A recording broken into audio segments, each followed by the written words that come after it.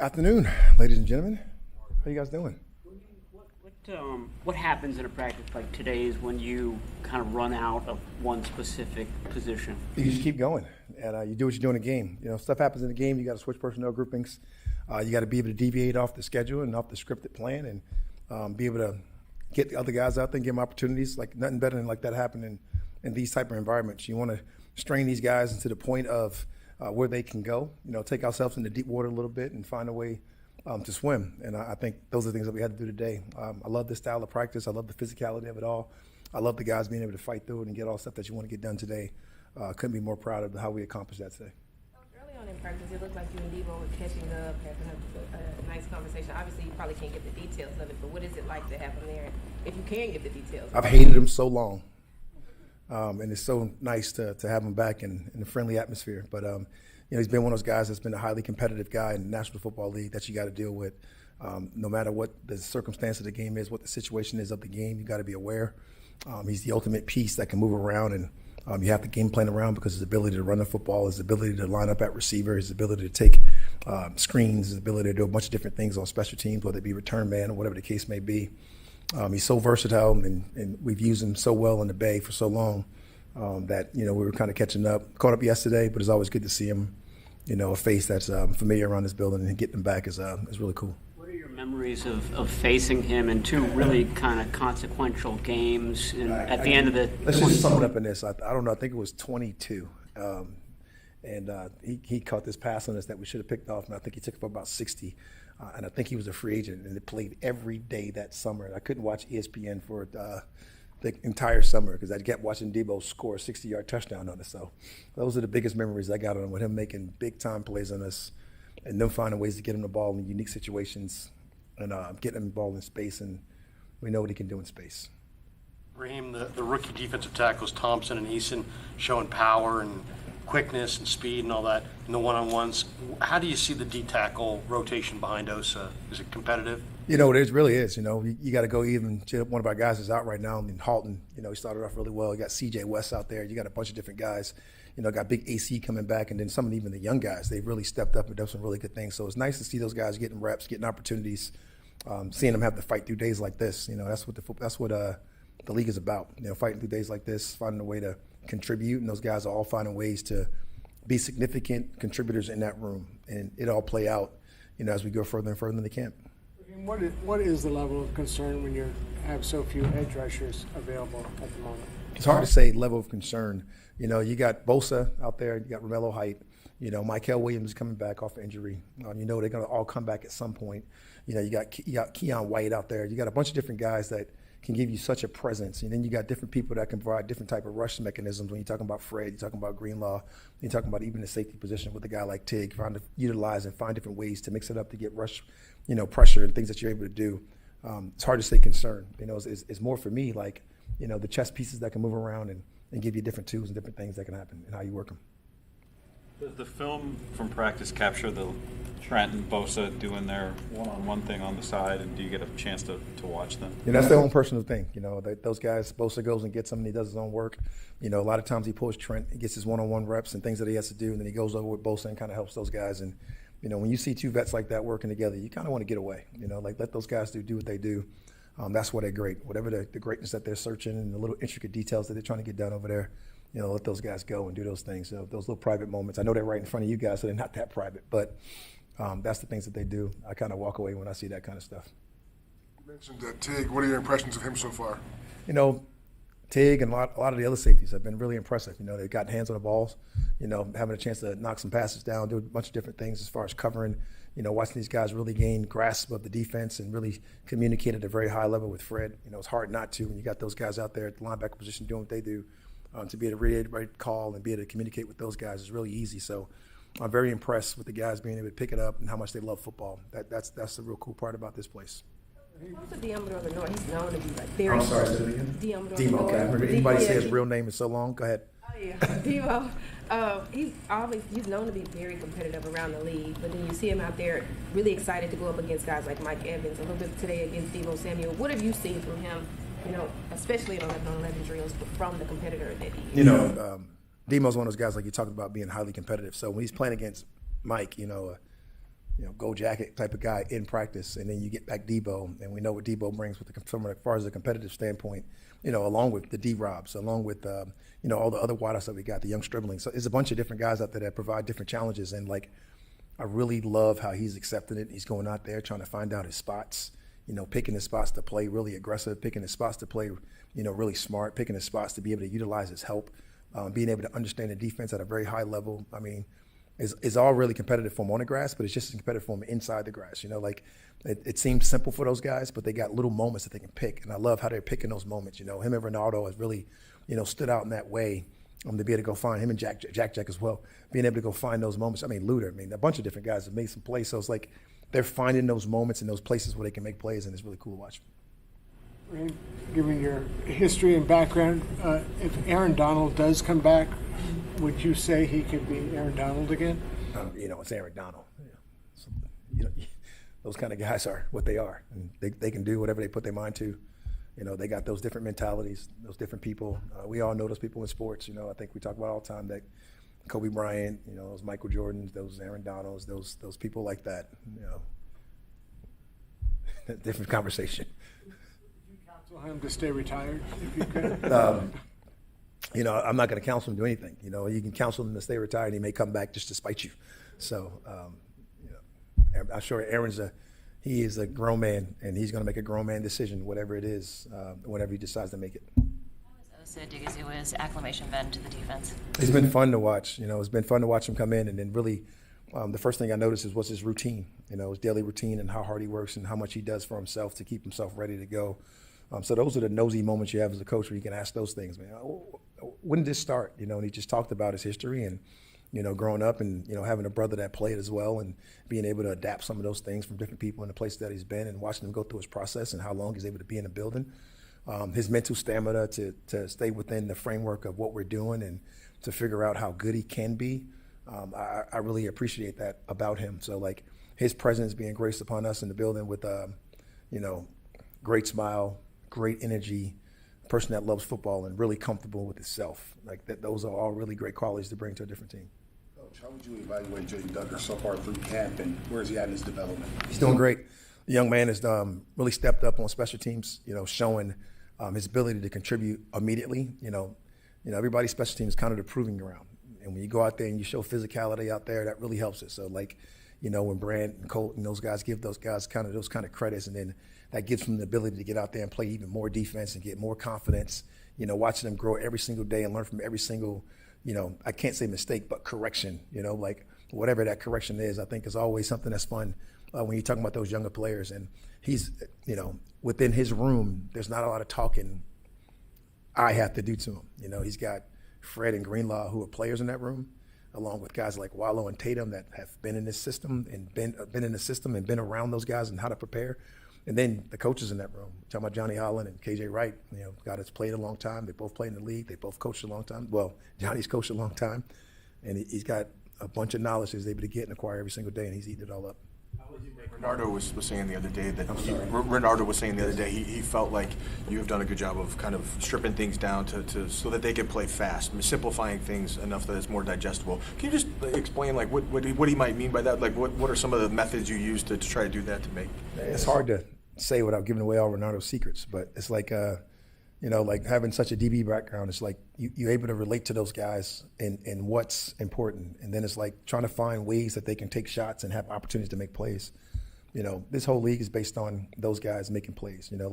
Nobody cares if you go out there and cover a guy and they don't get a catch. They care about what the significance of the plays that you made were.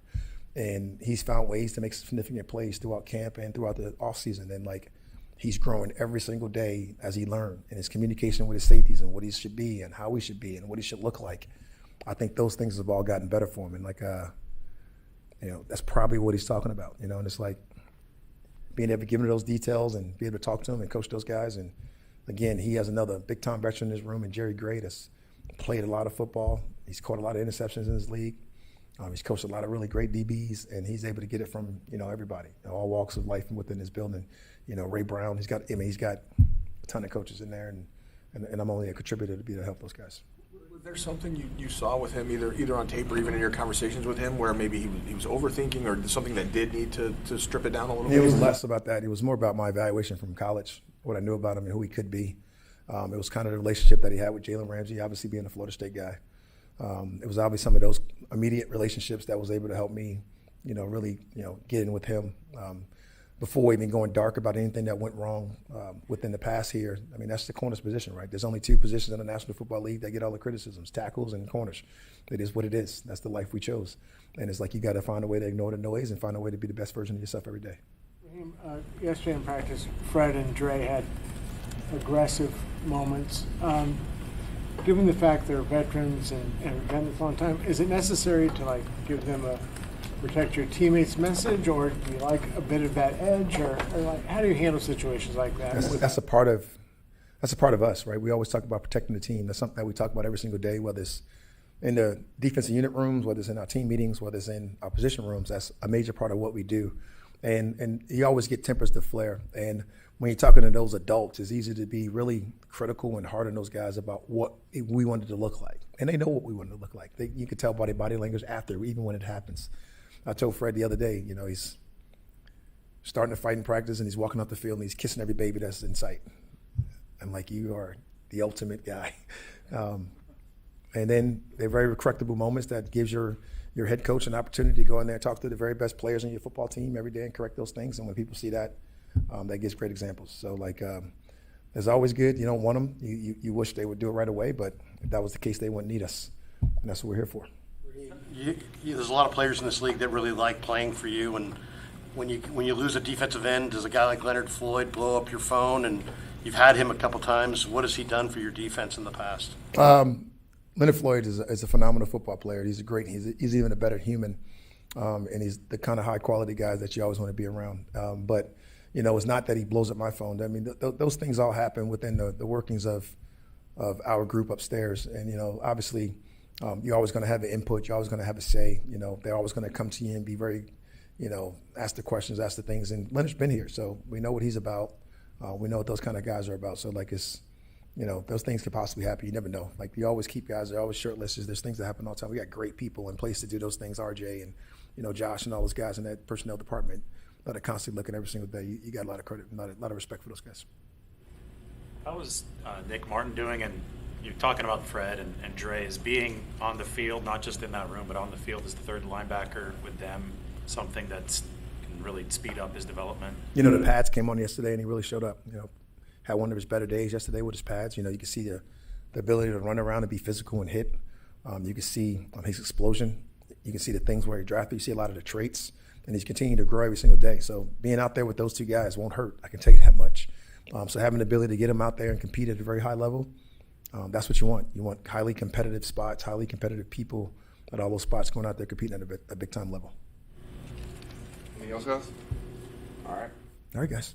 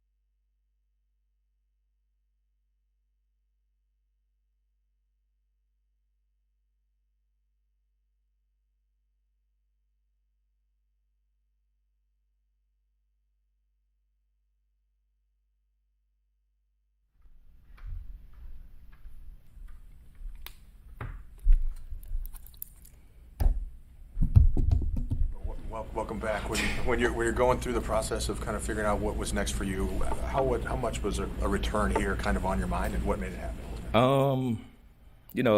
Ever since last year, like I said, me, Cal, John, we always had those conversations, whether I was here, whether I was there. But the bun never left for sure. Chatting off season, a lot of people make comments about how good you look in the off season workouts. Was there anything different, any attention to detail on something different coming back this season, or how was that off season training for you? It was a little different.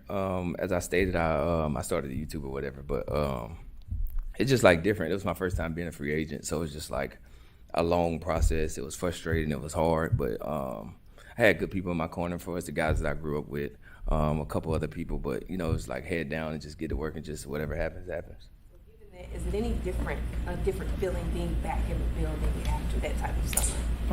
I wouldn't say it was different. It kind of felt like I ain't even go nowhere, to be honest. When I got back, I was just like, well, I know what's going on. I know the people here. Staff's still the same, so it's kind of like the same for real. How did you enjoy your year in Washington, and how are the organizations different from one another? I'm not going to compare organizations, but I had a good time over there.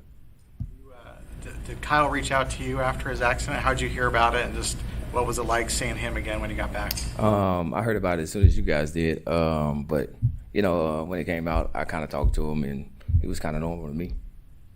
I saw you chatting with Mike Evans today. What are those conversations like, and what is it like coming back into a room that looks a little bit different? It was kind of different, when I left the guys that was here, but I met Mike at Pro Bowl, and he was in Tampa doing his thing. He'd been doing it for a long time, but the conversation we was having out there was just like, just regular conversation, really not about ball, just getting ready for practice. Lynch mentioned that he'd been talking with you and your representation for about a month. What was it that tipped the scales to bring you back? My agent and John do a good job, and the side conversations with me, John, and Kyle is just like always kind of been the same. It was just a matter of time before it happened. You were pretty tight with Ricky when Ricky came in as a rookie. Just your thoughts on him right now as he's heading off to surgery and. Kind of been tight with him. He was in Arizona. I was in Arizona. Kind of haven't lost a beat since last year when I left. We still stayed in communication, and I kind of talked to him the night whenever he got the news, and he was a little frustrated. And I was like, bro, just keep your head up, man. Your time's coming. It's just like he just kind of had bad luck right now. It's like really nothing that he can do about it. But overall, he's shown what he's capable of when he's healthy, and wish him well in surgery and a quick recovery for sure. Raheem said he hated going up against you. Saw you guys having a conversation out there. What was that conversation like? And now that you guys are, I guess, on the same side, what's different about that? He got a really good scheme. He was joking yesterday. He was like, man, I'm so glad I ain't got to go against you, this, that, and the third. And I was like, I'm kind of glad you're one of my coaches as well. So it's kind of like that kind of relationship is going to build. We've always been opponents, but now we're on the same side. So we'll continue to build from there. What was the reaction like from your teammates when you finally showed up in the locker room? I was in the locker room yesterday, so I kind of seen them all. Kind of like I stated before, it's like felt like I never left. They was happy, I was happy, and we just ready to get the ball rolling. Is there like a part of you that feels like you have something to prove still? I know you always kind of carry a chip on your shoulder anyway, but given the way maybe the last few years have gone for you, do you feel like you have an additional motivation? I mean, I'm continue to be myself whenever the opportunity presents itself. I'm ready for it. Can we volunteer the number, or was there a transaction there? It was a little transaction. We made it happen.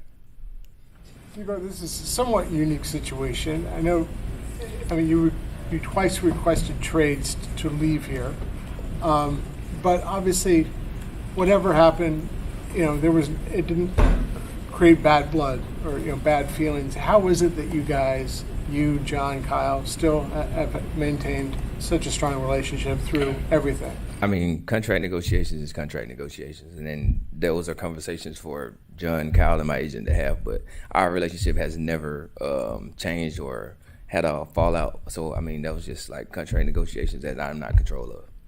You were involved really quickly in the offense today. Was that the plan? Were you ready for that? Yesterday it was like, let's see where you at. Let's see, how you feel. So I did a workout yesterday night or whatever. And then it was like, all right, we're going to give you 8 to 10 plays today and just see how it goes. And we're just going to keep building from there. You had a few teammates who said they were offering up their guest houses for you on social media. Did you take them up on it yet? Nah. You feel like your role in this offense will be similar to your first 6 seasons with the Niners? I have no idea. We just gonna roll with the punches. A not so serious question. You and Trent, usually the two guys up front with the boom box, are they coming back? They used it when I was gone, so I mean, hey, we still gotta rock out. All right, guys. Appreciate it, Debo. Yep.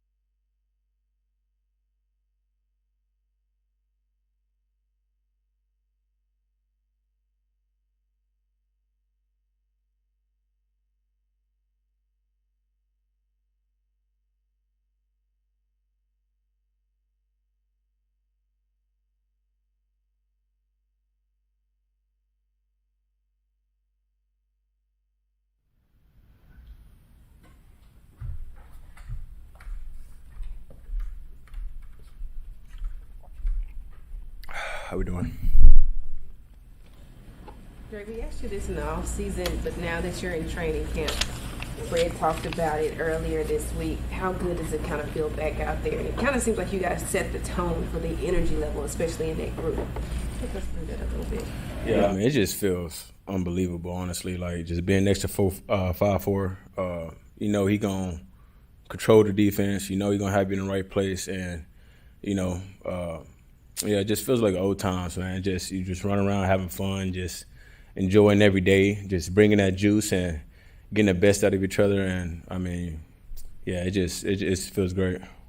In the spring, you talked about just kind of what made you want to come back here. With Debo coming back now, too, I know it's only been like 24 hours, but have you guys had a chance to talk about, like, hey, you know, the pull of coming back and playing for this organization again? Yeah, I mean, I reached out to him a little bit, you know, during this free agency time and just, you know, just kind of say, hey, man, you know, come on back, man. Like, you know what I'm saying? Like, let's have a reunion. Let's do this thing together, bro.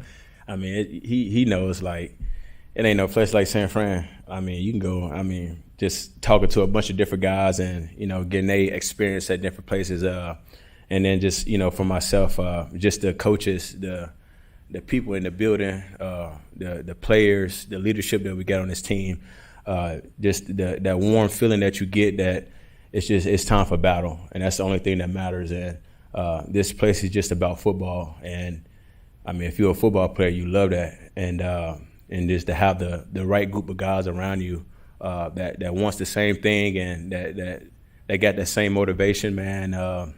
It's just an unbelievable feeling, unbelievable place, and I know that's what he wants too. I know Debo's a football player as well, and you know, sometimes you got to go and, you know, see, you know, what's out there, but, you know, once you go, you realize, hey, it ain't nothing like San Fran. Like in the locker room when Debo comes back in? Oh man, it's huge. I mean, he's the juice of the offense. He's the thing that keep the offense going. You know, when they need a spark.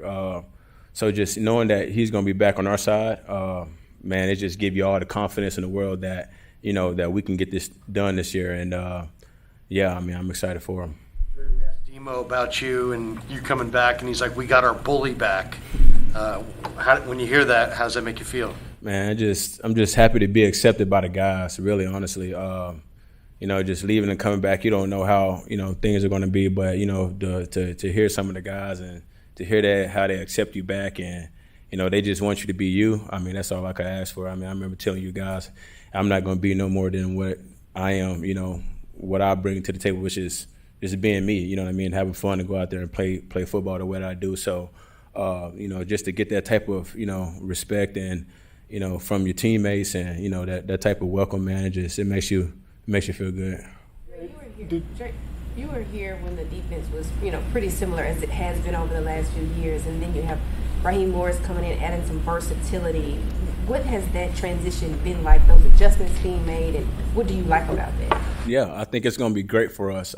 It allows us to, you know, just tighten things up and just not give the offense, you know, something to look at every time and know, you know, kind of what we're in a little bit. Although, you know, in the past, you know, we've played our defense and it's bread and butter, we know, like the back of our hand. But it's going to be a good change-up to kind of, you know, keep teams guessing. And then, you know, just being able to interchange between those two. I mean, it's going to be, you just don't know where it's going to be coming from. You know, it kind of reminds me a lot of the Denver defense in a way with the 5-down stuff. But, you know, we still got our bread and butter on what we like to do with our four down.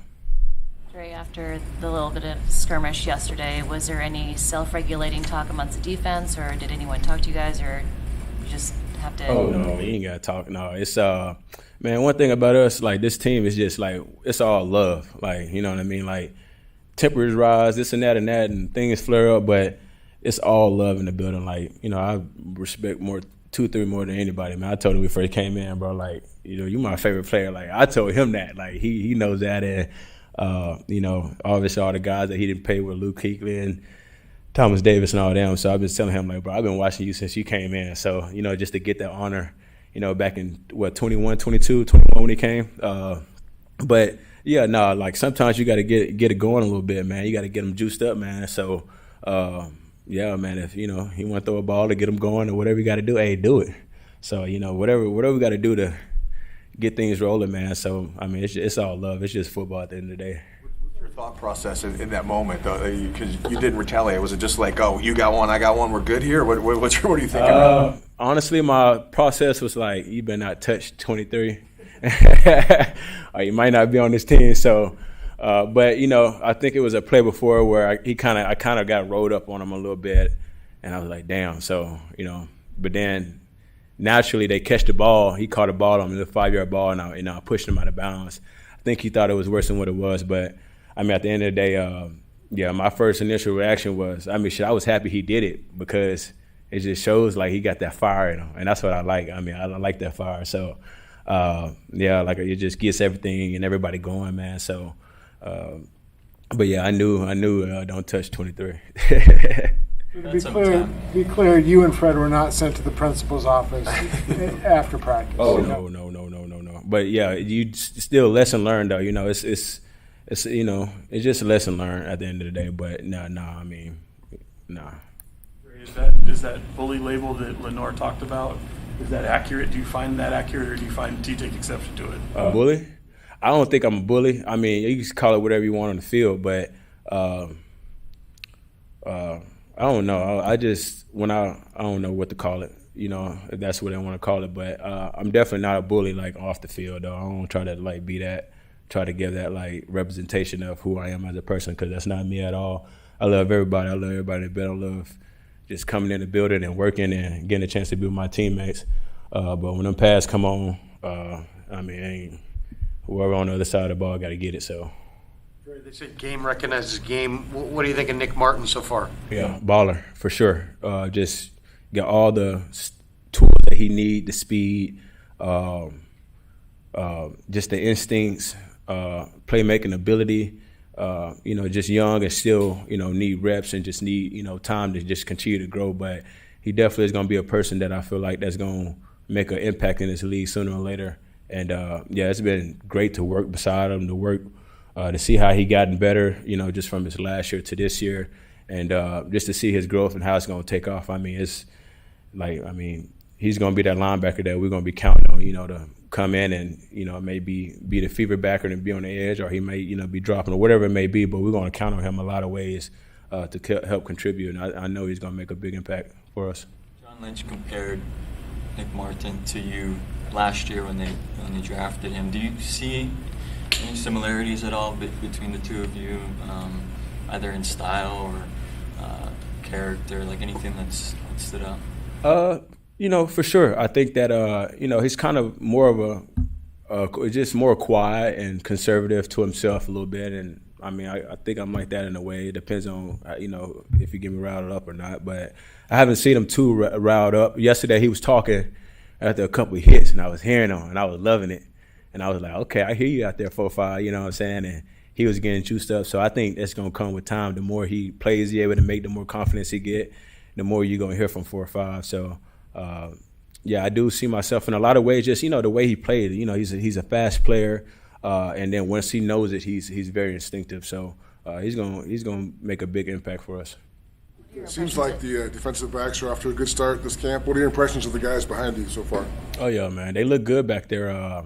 Just coming in, it's a lot more guys that are just ready all across the board. Young guys, obviously having Jair and Singles back there, he's still young as well. But, and Mustafa, he's a little down right now. But, it's just a bunch of guys, depth all across the board. You know what I mean? Now, I feel like, in the last past years, you get one guy on the back end down, then, it was a struggle. Especially I remember that 2020 year. It was a struggle. The deep bombs everywhere. But now, you just get confidence that, the backup guys gonna come in and they're gonna hold it down. And these young guys that's getting these vital reps and got those reps last year, they're gonna be just that much better than they were. So, it's only gonna get better for the back end. You seen from KJ Wright as your coach this year? Yeah, KJ, he's an alpha dog for sure. He brings good juice to the team, man. He just let us be ourselves too. You know what I mean? He knows how to play football. He know what it feels like to be on that field between those lines, and how things can get carried away. We was actually just watching some tape of him. Just being up on the Seattle. It wasn't Seattle, it was Green Bay. But that's what you don't do, though. He was telling us what you don't do. But he, right. But yeah, I mean, he just, he's one of the guys. Honestly, he's one of the guys. But he's a leader too as well, and just got so much respect for him. Even obviously as he being my coach, but even before he was my coach, like, I mean, him and Bobby, like watching them go to work, and then like, yeah, just those battles that we had with Seattle, and then now he's the coach, so he just knows that we know that he know what he's doing, and yeah, I mean, the more every day he come in, you can just tell his confidence is just growing, and he's understanding the game plan. We all picking up, a little bit of a new game plan. So, the more you understand it, he's understanding it more and more, and we all are together. And that's what makes it so special and so fun is that, we're all in this thing together. You've been through so much, health-wise since the Super Bowl. Is right now, I mean, everyone's like, this is the healthiest I've ever felt, right? But, sure. Is there something to that with you, like where you are as far as your body? I mean, have you felt this good in a while? I haven't, actually. That's funny, man. I haven't felt this good since about a month before the Super Bowl. Even that whole time I was dealing with Achilles. Then you finally get a little healthy or the year after the Super Bowl, just enough to play. And then second game, you do your calf, and you go in the off season, going to the Broncos, you're thinking, okay, this is the year that I'm finna, make it happen. And the second day you go in, you pull your quad off the bone. So, I mean, it's been just one after another, and I just been playing catch up the whole time. But now, I just feel like I'm where I need to be now as far as just, body, health-wise, everything. And I know I got the best people in the world going to take care of me. And, I ain't got to go out there and do more. I ain't got to go prove it to nobody. I ain't got to do this. I got to go play football still, but I don't have to go out there and overdo it to try to, to prove to them that I'm a football player or who I am as a person. You know what I'm saying? So I think that's gonna help a lot. The quad injury you had. Your experience in having to recover from so many in a short amount of time. I mean, you would think that somebody like Ricky could learn a lot from someone like you. Is that a conversation that maybe has been had, or maybe you reached out and talked to him, or a conversation that you guys are planning on having, given him maybe being a little down on his circumstances right now? No, for sure. I definitely have talked to Ricky plenty of times, since, everything came out about the knee and stuff like that.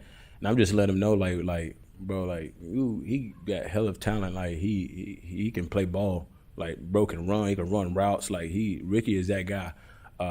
It's just going to take Ricky some time. Like, he got to give him some time to heal and, to take care of his body and do what's best for Ricky.